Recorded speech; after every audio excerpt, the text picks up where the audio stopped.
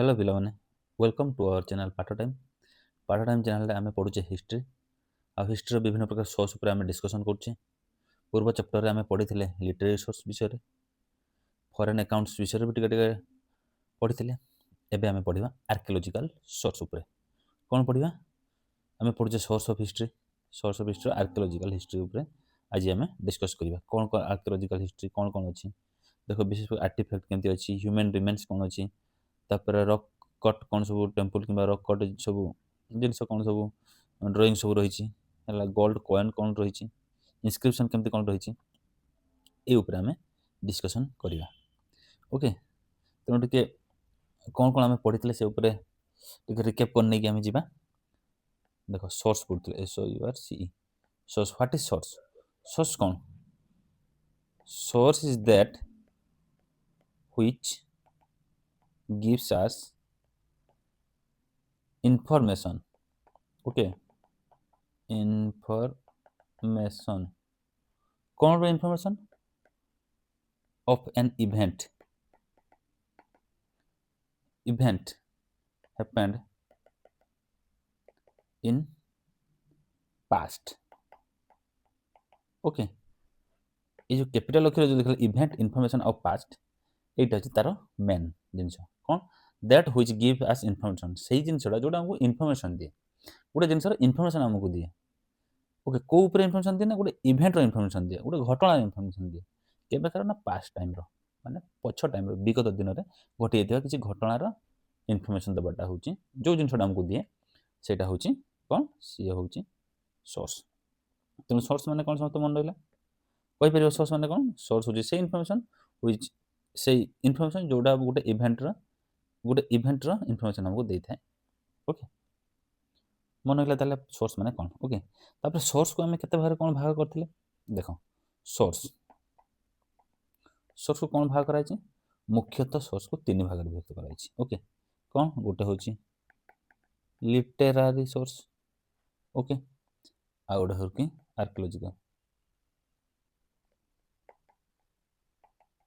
Archaeological source आ मझे जोड़ा रहा फॉरेन अकाउंट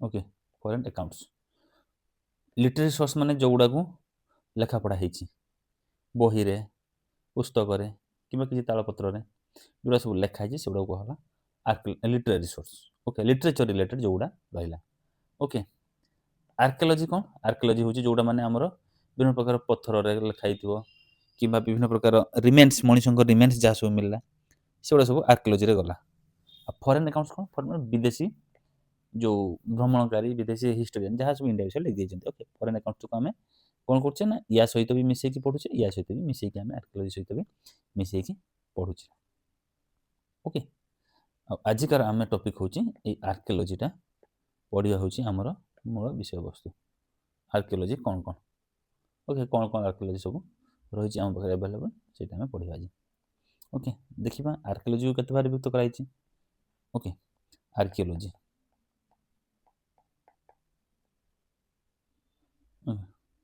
आर्कियोलॉजी को मुख्यतः तीन भाग विभक्त कराई मुख्यतः कौन कौन इनस्क्रिप्शन फास्ट होची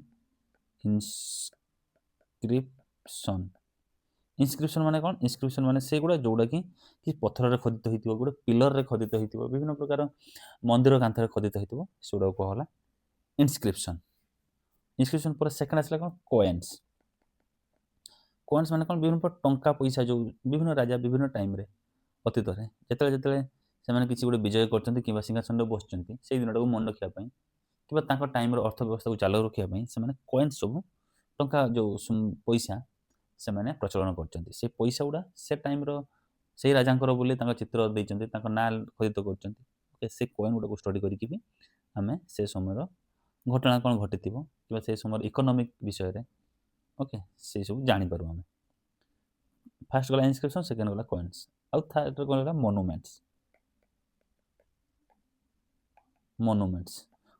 माने कौन मोनुमेंट्स माने विभिन्न प्रकार घर राजप्रसाद मंदिर तापर विभिन्न प्रकार जहाँ सब बड़ बड़ सब माने से बन बड़ बड़ स्तूप मान विभिन्न प्रकार खंडर जहाँ सब से बन से टाइम ओके से गुड़ाक हूँ मोनुमेंट्स ताहले आर्कियोलॉजी को कौन कराई तीन भाग विभक्त कराई।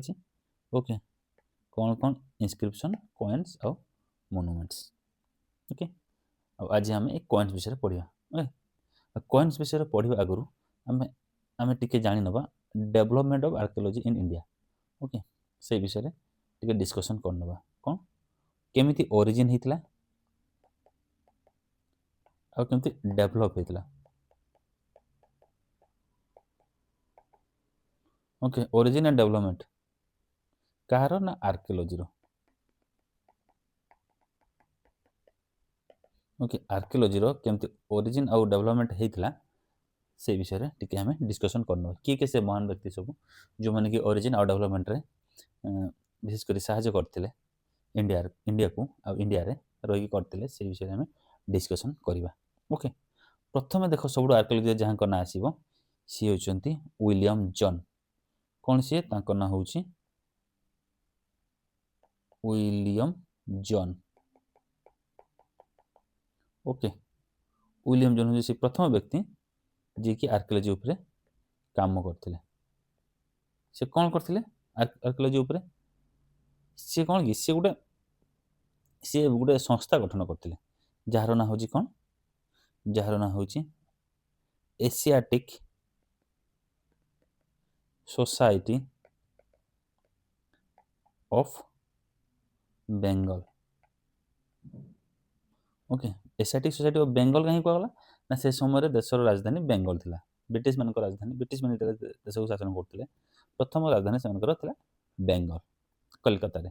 ओके से जेहेतु प्रथम राजधानी थी से शासन करते तेणु सी जो प्रथम संस्था खोलिले गोटे बड़ संस्था एशियाटिक सोसाइटी ऑफ बेंगल है से कलिकता खोलते के टाइम 1784 एडी रे। ओके मन रख कौटी कलकाता रे। ओके कलकत्ता कोलकाता रे एशियाटिक सोसाइटी ऑफ बेंगल खोलते किए विलियम जॉन केबे 1784 ख्रीष्टाब्द। ओके देख यहाँ हूँ एशियाटिक सोसाइटी ऑफ बेंगल से टाइम खोलते। ओके ये हूँ कि वारेन हेस्टिंग से समय governor general of India Warren Hastings ये हूँ वारेन हेस्टिंग जी कि से टाइम थे गवर्नर जनरल। ओके तांको हेल्प रे सी खोली गवर्नर जनरल किए थे वारेन हेस्टिंग।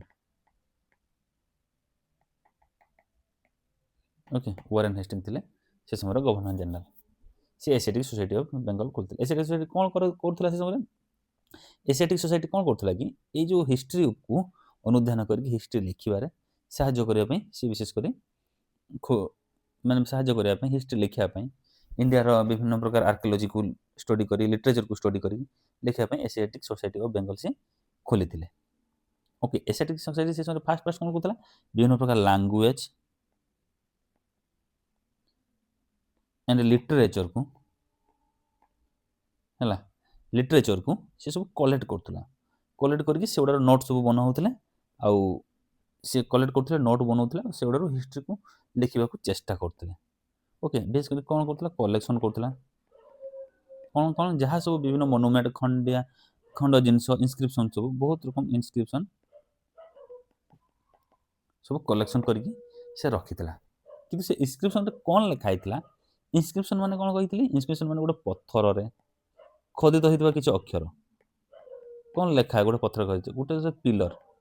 ओके से पिलर जहाँ सब लिखाई ओके गोटे गुंफा ओके गुंफा भितर किसी ये कांथरे कौन सब लिखाई ओके ये सब जिनस को विभिन्न प्रकार मूर्ति ओके गोटे मूर्ति से मूर्तिर देहरे कौन सब लिखाई ओके से सब जिनस को पढ़ा है पढ़ी पार ना केवल से कलेक्शन कर दौले लिटरेचर को पढ़ी पार्थे जहाँ जहाँ कलेक्शन कले कि जो इनस्क्रिप्शन जोड़ा करते से गुड़ाक से पढ़ी पार ना कारण से अलग गोटे कौन लांगुएज लिखाई हिंदी लिखा ना इंग्लीश लिखा ना कौन देवनागरी स्क्रिप्ट लिखा ना कि कलेक्शन करके रखुले। ओके ताले एशियाटिक सोसाइटी केबे गठन होता क्या टाइम गठन होता मन रही केबे गठन होता 1784 तार ना कौन था एशियाटिक सोसाइटी ऑफ बेंगल किए करथिले विलियम जॉन। ओके ଆଉ କାହାଙ୍କ ଟାଇମ୍ରେ କରିଥିଲେ ୱାରେନ୍ ହେଷ୍ଟିଙ୍କ ଟାଇମ୍ରେ କରିଥିଲେ। ତାପରେ ଜଣେ ମହାପୁରୁଷ ଆସିଲେ, ଓକେ, ଯାହାଙ୍କ ନାଁ ହେଉଛି ଜେମ୍ସ ପ୍ରିନ୍ସିପ୍।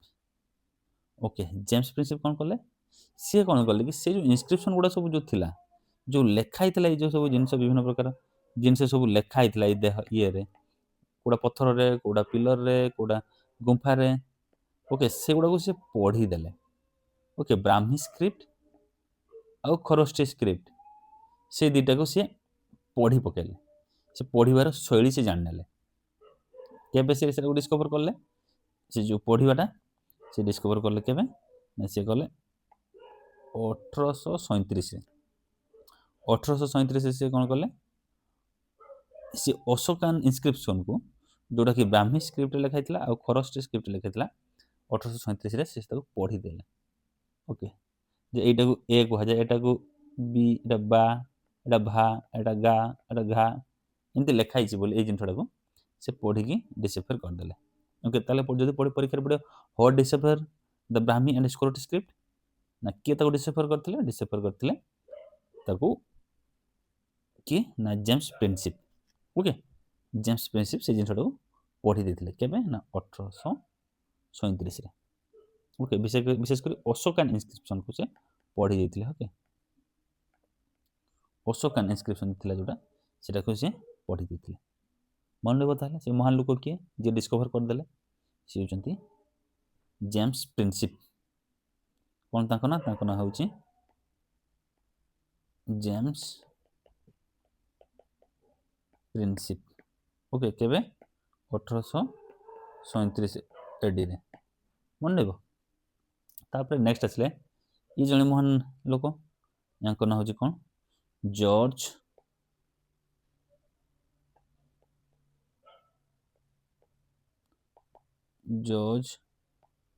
ଟୋର୍ନର। ଓକେ, ୟାଙ୍କ ନାଁ ହେଉଛି ଜର୍ଜ ଟୋର୍ନର। ଓକେ, ସେ କେଉଁଠି ସେ ପୋଷ୍ଟିଂ ଥିଲେ? ସେ ବିଶେଷ କରି ଶ୍ରୀଲଙ୍କାରେ। ଓକେ, ଶ୍ରୀଲଙ୍କା ଅଞ୍ଚଳର ସେ ଜଣେ ସିଭିଲ ସର୍ଭେଣ୍ଟ ଥିଲେ ବ୍ରିଟିଶର।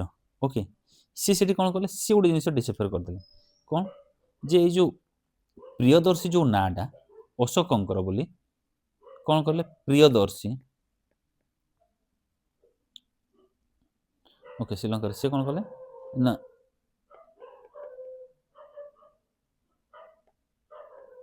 ପ୍ରିୟଦାସୀ ବା ପ୍ରିୟଦର୍ଶୀ ଏଇ ନାଁଟା ଅଶୋକଙ୍କର ବୋଲି, ଅଶୋକଙ୍କ ନାଁଟା ବୋଲି ପ୍ରିୟଦର୍ଶୀ, ସେ ଜିନିଷଟାକୁ ସେ ଡିସ୍କଭର କରିଦେଲେ। କେଉଁଠିକି ନା ବିଭିନ୍ନ ବୁଦ୍ଧିଷ୍ଟ ଟେକ୍ସଟରେ।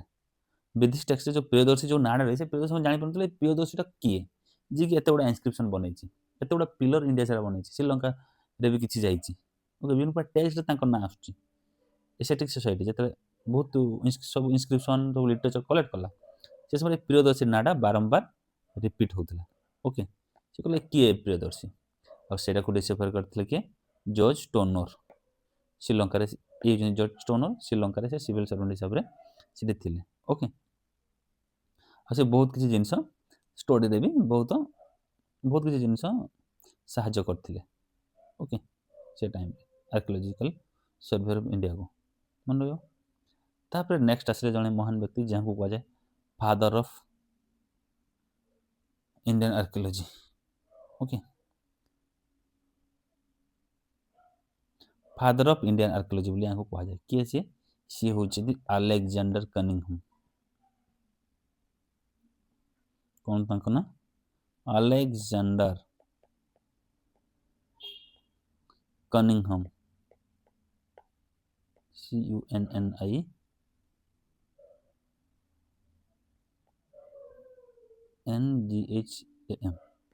Alexander Cunningham. ସେ କ'ଣ କରିଥିଲେ ନା ସିଏ ଜଣେ ମହାନ ଆର୍କିଓଲୋଜିଷ୍ଟ ଥିଲେ।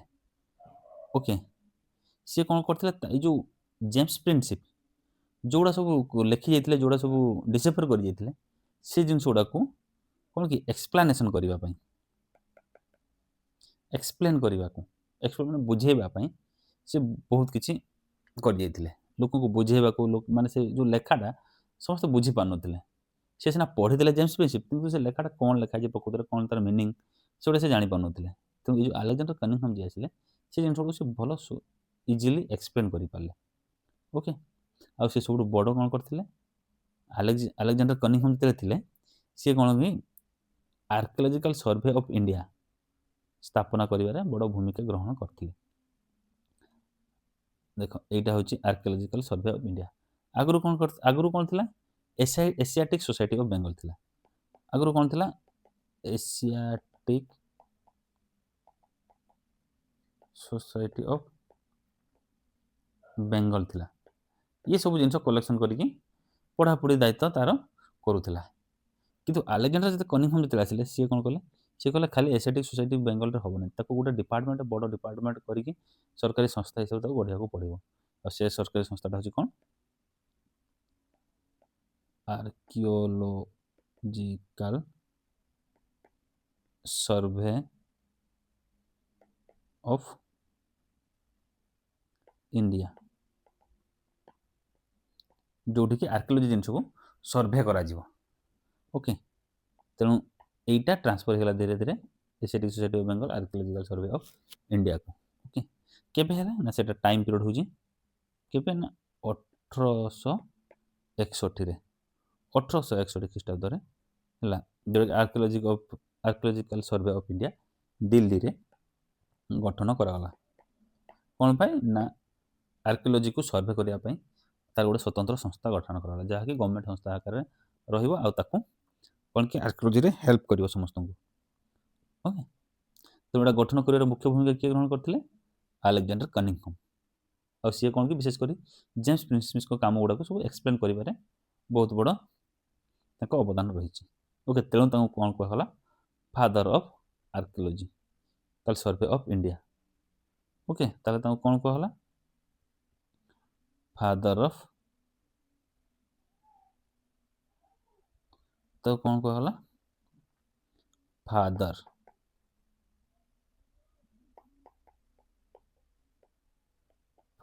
ଅଫ୍ ଇଣ୍ଡିଆନ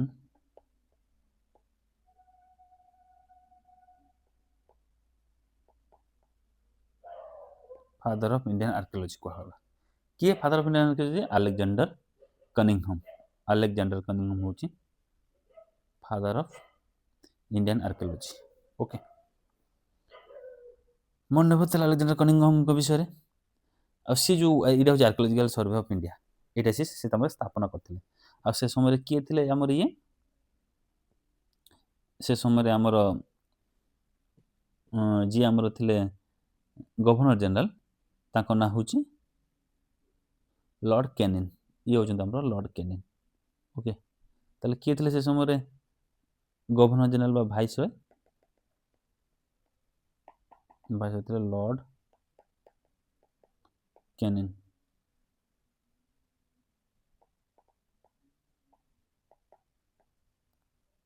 ओके, मन ने लॉर्ड कैनिन थिले से समय भाइसरय, सी ताको हेल्प करथिले अलेक्जेंडर कनिंघम को स्थापना करिवारे। केबे ना 1861 रे। ओके, 1861 ख्रीष्टाब्द रे बनेबाको मन रहइबो। ताले लॉर्ड कैनिन के विषय रे कोन करथिले, Lord Canning archaeological survey of India को स्थापना करथिले। वारेन हेस्टिंग कोन करथिले, वारेन हेस्टिंग कोन करथिले, एसिडिक सोसाइटी ऑफ बेंगल को स्थापना करिवारे सहाय्य करथिले काहाको, विलियम जॉन को। फास्ट जे थे विलियम जॉन। ओके, मन रहइबो। नेक्स्ट हमें पढ़िया। ओके, नेक्स्ट हमें जन विषय पढ़िया, सी होजंती किए ना, John Marshall. Okay, John Marshall, यहाँ ना होची जॉन मार्शल। मार्शल माने से आलू अध्ययन करथिले। किए से कौन करथिले सेमतिया, से कौन थिले कि से एशियाटिक सोसाइटी ऑफ बेंगल रो हला, बेंगल रो जने प्रेसिडेंट थिले। ओके,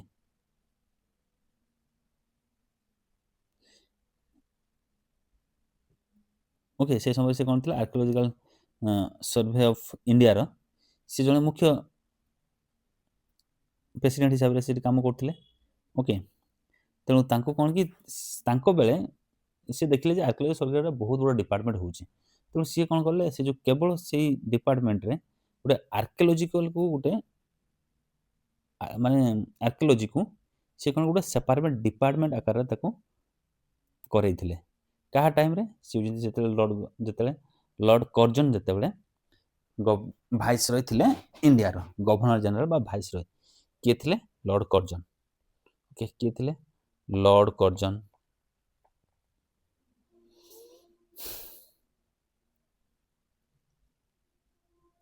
ଓକେ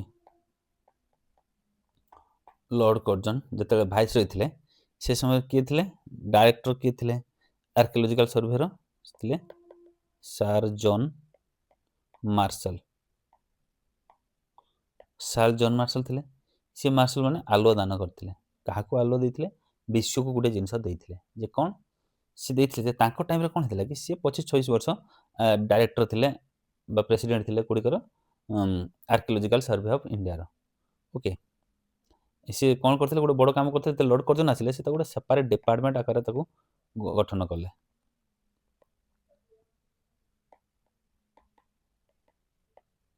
କାହାକୁ ଆର୍କିଓଲୋଜିକାଲ ସର୍ଭେରେ ଗୋଟେ ସର୍ଭେ କେବଳ ଆର୍କିଓଲୋଜିର ଗୋଟେ ସେପାରେଟ୍ ଡିପାର୍ଟମେଣ୍ଟ ସେ ତାକୁ କଲେ ଆଉ କଲା ପରେ ସେ ବହୁତ ଜାଗାରେ ବିଭିନ୍ନ ପ୍ରକାର ଖନନ ଷ୍ଟାର୍ଟ କଲେ ସେହି ଭିତରୁ ତାଙ୍କ ଅଣ୍ଡରରେ ଦେଖ ଦୟାରାମ ସାଇନି ଆଉ ଆର୍.ଡି. ବାନାର୍ଜୀ ଦୁଇଜଣ ଇଣ୍ଡିଆର ଦୁଇଜଣ ବହୁତ ବଡ଼ ବଡ଼ କ'ଣ ଆର୍କିଓଲୋଜିଷ୍ଟ ଥିଲେ ସେମାନଙ୍କୁ ସେ କ'ଣ କଲେ ସେମାନଙ୍କୁ ବିଭିନ୍ନ ଜାଗାକୁ ବିଭିନ୍ନ ପ୍ରକାର ଡିସ୍କଭର କରିବାକୁ ସେ ସେମାନଙ୍କୁ ଉତ୍ସାହିତ କଲେ ଆଉ ସେମାନେ ଯାଇକି କ'ଣ କଲେ ଦୟାରାମ ସାଇନି ଯିଏ ଥିଲେ ଏଇ ଯେ ଯିଏ ହେଲା ଦୟାରାମ ସାଇନି କ'ଣ କଲେ ନା ଦୟାରାମ ସାଇନି ଯାଇକି ହରପ୍ପାକୁ ଡିସ୍କଭର କରିଥିଲେ ଏଇଟା ହେଉଛି ହରପ୍ପାକୁ ସେ କେବେ ଡିସ୍କଭର କଲେ ହରପ୍ପା ସିଭିଲାଇଜେସନକୁ 1921ରେ ହରପ୍ପା ସିଭିଲାଇଜେସନକୁ ଡିସ୍କଭର କଲେ ଦୟାରାମ ସାହାନି ଇଏ ହେଉଛି ଦୟାରାମ ସାହାନି ତାପରେ ଆଉ ଜଣେ ଆସିଲେ କିଏ ଆର୍.ଡି. ବାନାର୍ଜୀ କ'ଣ କଲେ ତାର ଠିକ୍ ଗୋଟେ ବର୍ଷ ପରେ 1922ରେ ସେ ମୋହନଜୋଦାରୋକୁ ଡିସ୍କଭର କଲେ ହରପ୍ପା ଆଉ ମୋହନଜୋଦାରୋ କିଏ ଡିସ୍କଭର କଲେ ମୋହନଜୋଦାରୋ ଆର୍.ଡି. ବାନାର୍ଜୀ ଆଉ ହରପ୍ପାକୁ କିଏ ଡିସ୍କଭର କଲେ ଦୟାରାମ ସାହାନି ମନେ ରହିବ ଓକେ ଏଇ ଯେଉଁ ଦୁଇଟା ଜିନିଷ ଡିସ୍କଭର କରାଗଲା ସେ ଡିସ୍କଭର କାହା ଅଣ୍ଡରରେ କରାଗଲା ନା ସାର୍ ଜନ୍ ମାର୍ଶାଲ ଯିଏକି ସାର୍ ଜନ୍ ମାର୍ଶାଲ ଯିଏକି ଗୋଟେ ସେପାରେଟ୍ ଡିପାର୍ଟମେଣ୍ଟ ଗୋଟେ ଗଠନ କରିଥିଲେ ଆର୍କିଓଲୋଜିକାଲ ସର୍ଭେକୁ ଓକେ କାହାଙ୍କ ଟାଇମ୍ରେ ନା ଲର୍ଡ଼ କର୍ଜନଙ୍କ ଟାଇମ୍ରେ ମନେ ରହିବ ଏ ଜିନିଷଟା ଓକେ ସେଟା ସେ କେବେ କରିଥିଲେ ସେପାରେଟ୍ ଡିପାର୍ଟମେଣ୍ଟ ସେ ଡିପାର୍ଟମେଣ୍ଟ କରିଥିଲେ 1902ରେ 1902 ଯେଉଁ ଟାଇମ୍ଟା ସେଇ ଟାଇମ୍ରେ ସେ କ'ଣ କରିଥିଲେ ଗୋଟେ ସେପାରେଟ୍ ଡିପାର୍ଟମେଣ୍ଟ ଗଠନ କରିଥିଲେ ଲର୍ଡ଼ କର୍ଜନଙ୍କ ଟାଇମ୍ରେ ଓକେ ମନେ ରହିବ ତାହେଲେ ଦେଖ ତେଣୁ ତାଙ୍କ ଅଣ୍ଡରରେ କ'ଣ କରାଗଲା ନା ଦୟାରାମ ସାଇନି ଆଉ ଆର୍.ଡି. ବାନାର୍ଜୀ ଦୟାରାମ ସାଇନି 1921ରେ ଆଉ ଆର୍.ଡି. ବାନାର୍ଜୀ 1922ରେ ଜଣେ ଡିସ୍କଭର କଲେ ହରପ୍ପା ଆଉ ଜଣେ ଡିସ୍କଭର କଲେ ମୋହନଜୋଦାରୋ ଓକେ କ୍ଲିଅର ତାପରେ ଆସିଲା ଆଉ ଜଣେ ଇଏ ଯେମିତି ନା ମେକ୍କେ ୟାଙ୍କ ନାଁ ହେଉଛି ମେକ୍କେ ଓକେ ଇଏ କ'ଣ କଲେ ଇଏ ବି ସେ ଜନ୍ ମାର୍ଶାଲଙ୍କ ଅଣ୍ଡରରେ ମେକ୍କେ କ'ଣ କଲେ ଚାହୁନ୍ଦାର ବୋଲି ଗୋଟେ ଜାଗା ସେଟାକୁ ସେ ଡିସ୍କଭର କଲେ ଓକେ ଚାହୁନ୍ଦାରକୁ କେବେ ଡିସ୍କଭର କଲେ ମେକ୍କେ 1925ରେ ଚାହୁନ୍ଦାର କେଉଁ ଜାଗା ଚାହୁନ୍ଦାର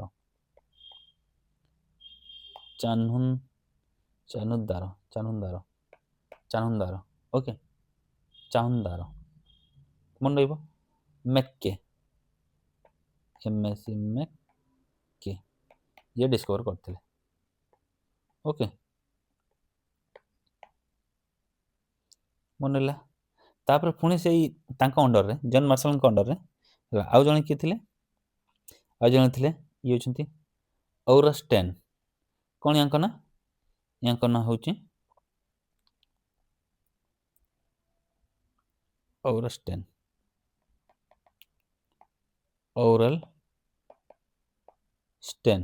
ଓକେ ଔରଷ୍ଟେନ୍ କ'ଣ ଡିସ୍କଭର କଲେ ସେ ଡିସ୍କଭର କଲେ ସୁଟକା ଜେଣ୍ଡର ବୋଲି ଗୋଟେ ଜାଗା ହେଲା ତାକୁ ସେ କେବେ ଡିସ୍କଭର କଲେ 1927ରେ ଡିସ୍କଭର କଲେ ଓକେ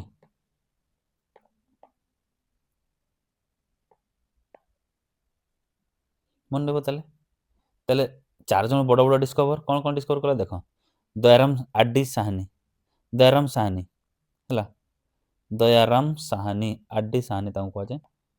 ଦୟାରାମ ସାହାନୀ କ'ଣ ଡିସ୍କଭର କଲେ? ହରପ୍ପା। ତାପରେ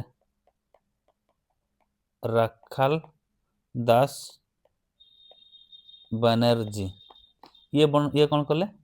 ମହେଞ୍ଜୋଦାରୋ। ତାପରେ ଆସିଲା ମେକ୍କି କ'ଣ କଲେ? ଚାହନ୍ଦାର। ଓକେ, ତାପରେ ଅରୁଲଷ୍ଟେନ୍ କ'ଣ କଲେ? ସୁକ୍ତା ଜେଣ୍ଡର। ଓକେ, ଏଇ ଚାରିଟା ଯେଉଁ ଡିସ୍କଭର କରିଦେଲେ ସେମାନେ କାହାଙ୍କ ଅଣ୍ଡରରେ କଲେ? ବିଶେଷ କରି ଜନ୍ ମାର୍ଶାଲଙ୍କ ଅଣ୍ଡରରେ। ଓକେ, ଜନ୍ ମାର୍ଶାଲ ହେଉଛନ୍ତି ଏଇ ଲୋକ ଯିଏକି ଗୋଟେ separate department. John Marshall, sir John Marshall. Okay, John Marshall ୟାଙ୍କ ଅଣ୍ଡରରେ କ'ଣ କଲେ? ସେମାନେ ସବୁ ଡିସ୍କଭର କଲେ ସେଇ ଚାରି ପ୍ରକାର ଜିନିଷ। ଓକେ, ସେ ଡିସ୍କଭର କଲା ପରେ କ'ଣ କଲେ କି ଜନ୍ ମାର୍ଶାଲ ଗୋଟେ କାମ କଲେ, ସିଏ କ'ଣ କଲେ ସାରା ଦୁନିଆକୁ ଜଣେଇ ଦେଲେ, ମାନେ ଆଲୋକ ଦେଲେ। ତାଙ୍କର ମାର୍ଶାଲ, ତେଣୁ ସେ ଆଲୋକ ଦେଇଦେଲେ କ'ଣ? ଯେ ଆଲୋକ ଦେଲେ ମାନେ ସମସ୍ତଙ୍କୁ ଜଣେଇ ଦେଲେ ଯେ ଇଣ୍ଡିଆରେ ଗୋଟେ ବହୁତ ବଡ଼ ସିଭିଲାଇଜେସନ ଡିସ୍କଭର ହେଇଛି। ଓକେ, ଇଣ୍ଡିଆରେ ଗୋଟେ ବହୁତ ବଡ଼ ସିଭିଲାଇଜେସନ ଡିସ୍କଭର ହେଇଛି, ଯୋଉଟାକି କୁହାଗଲା ହରପ୍ପା ସିଭିଲାଇଜେସନ। କ'ଣ? ହରପ୍ପାନ ସିଭିଲାଇଜେସନ। ହରପ୍ପାନ ସିଭିଲାଇଜେସନ କାହିଁକି କହିଲେ? ଆଉ କିଛି ନାଁ କାହିଁ ଦେଲେନି? କାରଣ ପ୍ରଥମ 1921ରେ ହରପ୍ପାକୁ ଡିସ୍କଭର କରାଯାଇଥିଲା। ପ୍ରଥମ ସିଭିଲାଇଜେସନ ହିସାବରେ 1921ରେ ହରପ୍ପାକୁ ଯେହେତୁ ଡିସ୍କଭର କରାଯାଇଥିଲା, ତେଣୁ ସେଇ ହରପ୍ପା ନାଁ ଅନୁସାରେ ହରପ୍ପାନ ସିଭିଲାଇଜେସନ କୁହାଗଲା। ଆଉ ତାକୁ ବି କୁହାଯାଏ ଇଣ୍ଡସ୍ ସିଭିଲାଇଜେସନ ବୋଲି। ଇଣ୍ଡସ୍ ଭ୍ୟାଲି ସିଭିଲାଇଜେସନ ବୋଲି, ଇଣ୍ଡସ୍ ଭ୍ୟାଲି ସିଭିଲାଇଜେସନ ବି କୁହାଯାଏ। କାରଣ ଇଣ୍ଡସ୍ ମାନେ କ'ଣ? ସିନ୍ଧୁ ନଦୀ, ସିନ୍ଧୁ ନଦୀର ଉପକୂଳରେ ଗଢ଼ି ଉଠିଥିବା ସିଭିଲାଇଜେସନ, ତେଣୁ ତାକୁ ଇଣ୍ଡସ୍ ସିଭିଲାଇଜେସନ ବି କୁହାଗଲା। ଓକେ, ସମସ୍ତେ କ୍ଲିୟର? ହରପ୍ପା ସିଭିଲାଇଜେସନ ବୋଲି ତାକୁ ଡିକ୍ଲେୟାର କିଏ କରିଥିଲେ? ନା, ଡିକ୍ଲେୟାର କରିଥିଲେ ସାର୍ ଜନ୍ ମାର୍ଶାଲ। ଓକେ, ଏଇଟା ଦେଖ ସେ ସମୟ ନ୍ୟୁଜ୍ ପେପରରେ ଏମିତି ବାହାରିଥିଲା। ଓକେ, ଏମିତି ଦ ଲଣ୍ଡନ ନ୍ୟୁଜ୍ରେ ଏମିତି ବାହାରିଥିଲା, ଲଣ୍ଡନ ନ୍ୟୁଜ୍ରେ ଏମିତି ବାହାରିଥିଲା, ଏମିତି ପେପରରେ ବାହାରିଥିଲା। First light of a long forgotten civilisation, first light of a long forgotten civilisation. Okay, ଏ କଥା କିଏ ଦୁନିଆକୁ ଜଣେଇଥିଲେ? ନା, ଜନ୍ ମାର୍ଶାଲ, ଯେହେତୁ ସିଏ ସେ ସମୟରେ ଡାଇରେକ୍ଟର ଥିଲେ କୋଉଠିକାର? ନା, ଆର୍କିଓଲୋଜିକାଲ ସର୍ଭେ ଅଫ୍ ଇଣ୍ଡିଆର। କେବେ ଜଣେଇଥିଲେ? ନା, ସେ ଟାଇମଟା ହେଉଛି 1924। ଓକେ, କେବେ ଜଣେଇଥିଲେ? 1924ରେ ଜଣେଇଥିଲେ ଜନ୍ ମାର୍ଶାଲ। ଓକେ, ମନେ ରହିବ ତାହେଲେ ଜନ୍ ମାର୍ଶାଲଙ୍କ ବିଷୟରେ।